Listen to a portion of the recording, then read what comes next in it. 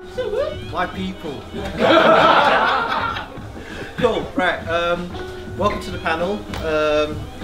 Yeah, basically what we want to do, I know we're all like-minded people, I know we all love our kicks and everything. The only one thing I guess I can ask is that whether you agree or disagree with a person's opinion, just respect it for what it is. That's the only thing I ask, and don't talk over each other. Let the person finish what they're saying, and then obviously if you want to interject with your own points of view, it's all good. In terms of options, I'm happy with what I've seen so far. I'm actually quite excited for what Air Max ID options they're going to drop, because they're always a surprise one.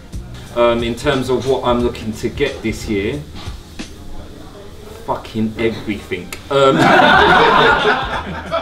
With that competition, a vote's a vote at the end of the day. It's like Brexit. We don't agree with it, but it won. Yeah. And we've got to continue down that path, unfortunately. And with that shoe, a vote is a vote. However, in terms of, there's been a massive push on 97s and there's been a massive push on Air Max 1s. So it makes sense that that shoe won.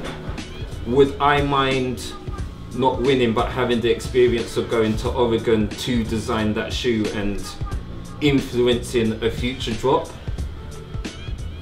I would be quite cool with that. True. Sean Wotherspoon was losing for a long time. And what I clocked is like, in his shop he had like this installation. You just go there, tap a button, and then it votes for him. That's how he was winning the thing. That's how he won, because for a long time he wasn't even second or third.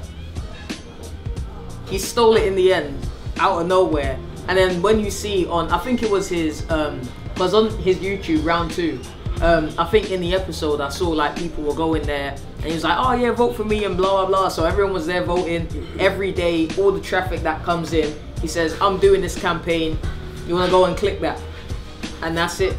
If I was in a competition like that, I'd campaign. I want my shoe to be out there. That's the whole point. They went to Oregon. They didn't go to Oregon just for like a personal experience. It wasn't just for you. It's about you influencing a community of people around the world. So if you're gonna do that, you campaign. If you don't campaign and you don't win, then whatever comes out of it, that's cool. But for me, if I get a shoe, I'm campaigning. I'm telling everyone to vote for me. Like, I'm not even asking you what you like. I'm just gonna be like, vote for me, guys. That's what people do, right? It's just like, vote for me, guys. Like, we also had the situation whereby we had a choice of Air Maxes from yesteryear, and if I remember correctly, the Atmos that came out last year was a winning shoe. Whereas, and it was interesting, if I remember the feedbacks from finding out that that shoe was winning, a lot of people were hands in the air. How? Why? The shoe's only been around a couple of years ago. They only did a retro a couple of years ago. Why is that shoe winning? Why not the Uwaras, or why not some of the other shoes? So I just wondered whether the same thing has happened again in that respect of Sean Wotherspoon, whether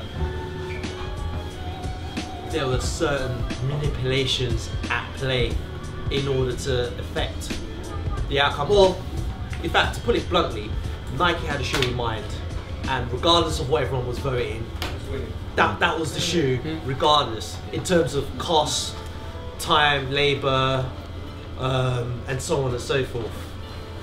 I think everyone has bias, innit? Like, there's no way these, like, how many people sat in the studio at Oregon, and the Nike people are not looking at them thinking, that's the one. Like, they would have gone to themselves, amongst themselves, at some point, of these, which one do we think is going to bang? Like, which one? And if you're thinking about Air Max anniversary, the whole 97 campaign coming up, it makes sense that maybe they're gonna round it off or like cap it with this shoe.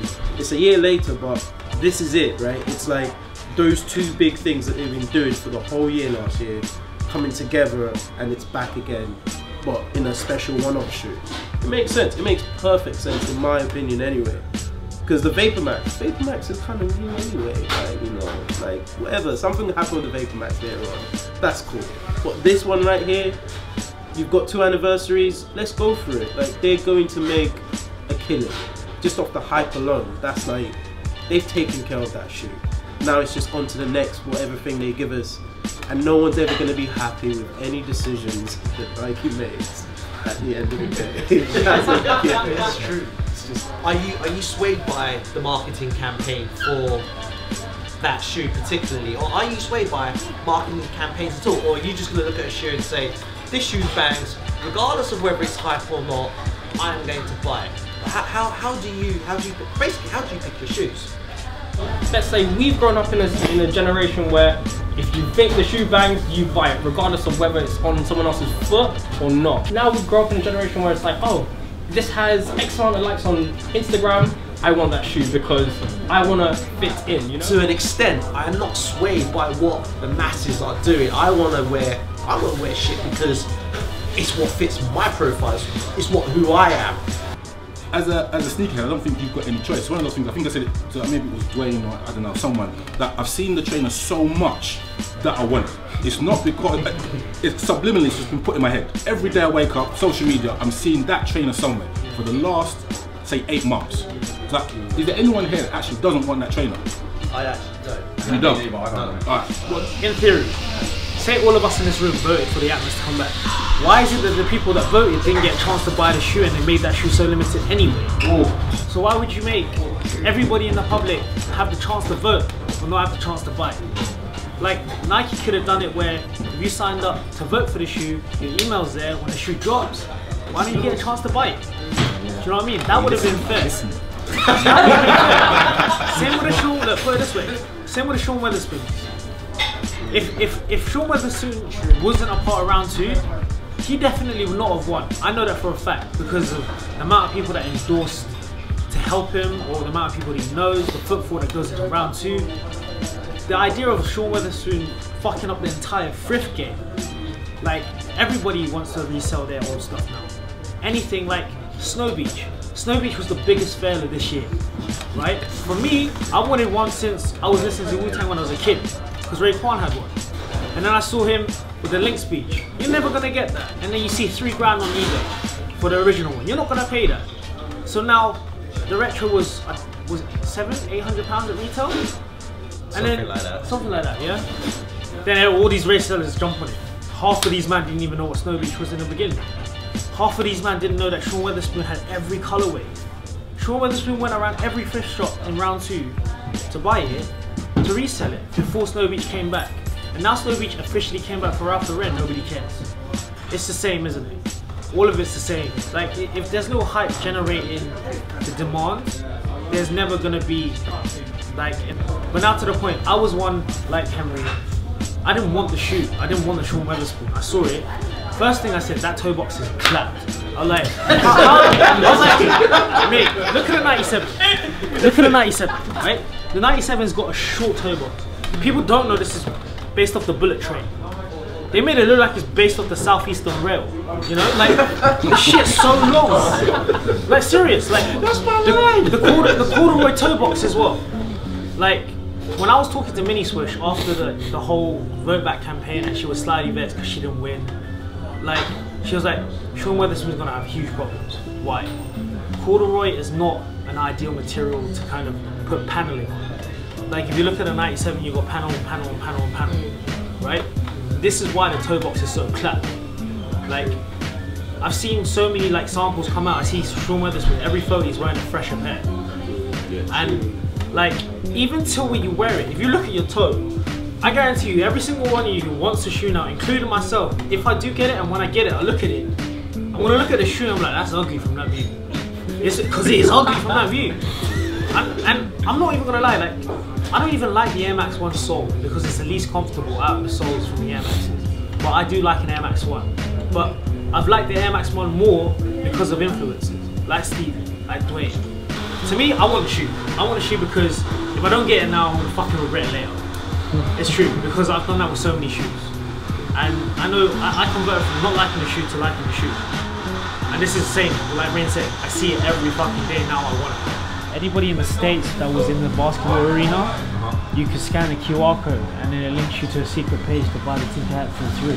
Wow. Yeah, so that was pretty cool as well. So like one of the massive screens. I only found out about this afterwards because my girlfriend works for a marketing company and she was writing about the app doing that. And I was like, why the fuck is Jordan 3 there? And she explained it to me. She goes, yeah, basically a code comes out on the screen, you scan the QR code and it links you to like the secret page where you can buy it there and then at the All-Star game. So I think it's cool. The thing is, everybody knew that was going to happen, apart from you, clearly. But everybody else knew that was going to happen. Like the scratchy thing, that was just like that caught everybody off guard. Everybody was like, "Fucking!" Like, I was on the toilet when I found it, innit? Like, Is that why you sounded like that? Okay, so somebody sent me a message like, and then I literally just told a close few, and then I think about 2 hours later I saw it on social media, like just going apeshit. What kind of impact do you lot see it as a positive thing? Do you see it as a negative thing? Do they need to do more shit like that, less shit like that? That scratch off free throw thing reminded me of back in the day where you could literally walk into a shop, not know that heat is in the shop, and be like, wow, this is cool, let me cop it. If they can revert back to those days where release dates aren't planned in a year advance, that would be great, because if things are random, then there's more chance that more people have individual, nice, rare bits. I remember one, on Andre Agassi shoes, everyone knows that, the Air Tech Challenge 2, the Wimbledons. The first Wimbledon, not the Wimbledon 2, the first one was the 3M. Walked into night time, dude was just putting them out, in the cube bit, putting them out. I was like, what? Air Tech Challenge 2 Andre Agassi? We'll go 1989, this is me. Dude, I want to buy them. It's like, yeah, £115 or something. I just walked out of them, no one even cared about that shit. And then a couple of weeks later, there was like, big money for this shit. For an Andre Agassi shoe, only I like Andre Agassi shoes. You know what I mean? This was a big. Then the US Open, the black ones came out with the blue sole. That was because you could only get that from like 21 Mercer or whatever, and that one was even more hype than the Wimbledon. But that's the last one I think. I just walked in there, it was there, you know. I never knew it was coming out. But that's how it used to be back in the day when I was a kid. Just walk in the shop, new Lux was out, yeah. Is that realistic in today's scene, today's market? Is it possible that you could walk into a shop and look at a shoe and not know whether that shoe is hype or not, and pick up that shoe and buy it? No, and they don't let it work like that nowadays. That's why they do all this marketing, and they boost it up and hype this, and so people want shoes before they're out. People want them so much they sell out in seconds when they come out. They open night time, what, 8 o'clock? 5 past 8, they're gone. Most people ain't even up, they come into 9 o'clock. 9 o'clock, shop, and their shoes are gone. You know what I mean? Normal people, you know. What are our thoughts on high streetwear brands jumping in on the sneaker scenes? The only people who would want that stuff, in my opinion, who aren't sneakerheads per se, are people who follow these like celebrities and buy what the celebrities have and aspire to have this. I don't aspire to have what Kylie Jenner's got on her foot. Do you know what I mean? Like, I don't care. I'm like Nike, Adidas, Asics, Saucony, and all those other brands. Those are sneaker brands to me. So when Balenciaga brings out these disgusting, dirty shoes that look like someone's had them on for ages, they actually look disgusting, in my opinion. So if they bring those shoes out, I don't. Like, I know people like Complex and High Snobiety trying to like really push and blur the lines between the two of what's high street and what's urban, or whatever the word is at this point. But they're trying to blur the lines so that it's just like makes it seem like it's not all the same thing. The 10 are still Nike kicks, right? And that's it for me. If Off-White, I saw his last stuff that came out. I don't know if anyone actually paid attention to it. I'm not buying that stuff. I'm not buying any of his kicks. What's his name? Jerry Lorenzo, Fear of God. I'm not touching any of his kicks. But his Vans and the rest of it, that's like, okay, cool, that's my level, that's where I'm at. Do you know what I mean? So all this other business, it's just no different to like Louis Vuitton doing kicks, and people have been doing it for years. It's just Complex, High Snobiety and those different pages they make us more aware of them. And it's like, oh, Kanye West or someone, well, he wouldn't have them on, but someone big had them on. I don't care, man. 2 words, Kanye West. For what he tried and failed to do at Nike, set the precursor for everybody else these days. It was a high risk to put a non-sports player with their own trainer and clothing. They didn't want to hear about it. It worked very well, so that's where everyone's going with it. Hence why Rihanna has a Puma contract, what's her name, Jenna has whatever. Because one mistake was made, no one wants to make that mistake ever again. Adidas have been doing it since the 80s with Run DMC. So what's made it so different today that it wasn't permissible 20, 25, 30 years ago? Instagram. Yeah, That's what I was gonna say. Instagram. It's Unless you followed hip hop, you would never know, you know. And that's why you have people who just do fashion. It's a bit like, alright, you know how they said about Jay-Z and Linkin Park, you know, them making that collaboration album type of thing. You got rock heads listening to hip hop, and then you got hip hop heads listening to rock, you know. And it was like fusion, and that's what is kind of happening within fashion and sportswear. Let's say Balenciaga and their big fuck off dad shoes, you know. Imagine they're like, all right, we laugh at it now, but it really does influence not just us, but like the sneaker community as a whole. That's why Monarchs are big now. M2K Techno is gonna be huge. All of the people.